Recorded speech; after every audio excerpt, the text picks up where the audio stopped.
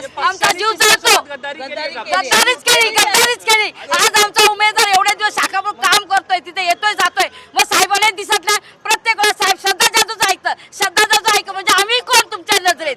आम्ही कोणीच नाही. आम्ही कामं करतोय ना, आम्ही झेंडे घेतो, आम्ही रात्र दिवस करतो, तेव्हा शिवसेना येते.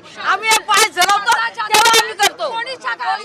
कोणी केली आम्ही जर शिवसेनेचं उत्तर नाही, आम्ही बायका घरदार टाकतो, संसार टाकतो आणि महिना आम्ही मेळाव्याला फिरतो, प्रचाराला फिरतो. आणि हे उत्तर समजू नये. आज 7 वेळा तिला दिलं तरी तिचं बाईचं मन भरत नाही.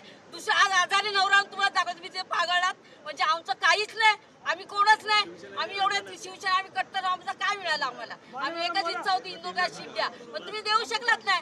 आम्ही तुम्ही श्रद्धा जादूचं तुम्ही ऐकता म्हणजे श्रद्धा जाऊ तुमच्यासाठी मोठी आहे. आम्ही सगळे चिंदी आहेत का सांगा? मी पण 35 वर्ष काम करते शिवसेनेचं, यांच्या बरोबर 8 वर्ष मी पण काम करते. 2017 मध्ये सुद्धा त्या निवडून आल्या, महिलांना साड्या वाटल्या, त्या साड्याचे 3 लाख रुपये माझे अजून दिले नाहीत. माझे दागिने घाण ठेवले मी, त्या बाईने मला अजून पैसे दिले नाहीत.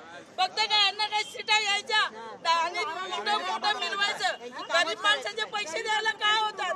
मी रस्त्यावर बसून वडापाव विकते, माझे पैसे अडकलेत पण मी विचारलं नाही. आज त्याच माणसाला घेऊन इथे आली आणि सीट मागून घेते. म्हणजे आजारी माणसाच्या जीवावर तुम्ही तिकडे कमवता. काम करणाऱ्या माणसाचं काय करायचं त्या माणसाने? आज त्याने किती वर्ष खर्च केलाय शाखेत.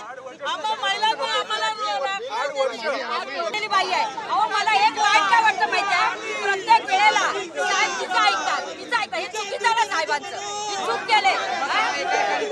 साहेबांनी त्याचा विचार करायला आमचा 7 वेळा तुला दिले, आज 8व्या वेळा तुला तुमचं काय घरांच्याही चालवणार तुम्ही? हे चुकीचं आहे. जेव्हा शिवसेने पेटतो आज यांना कळेल. हे शिवसेना सुद्धा नाचवतात ना, आम्ही पण पेटणारच.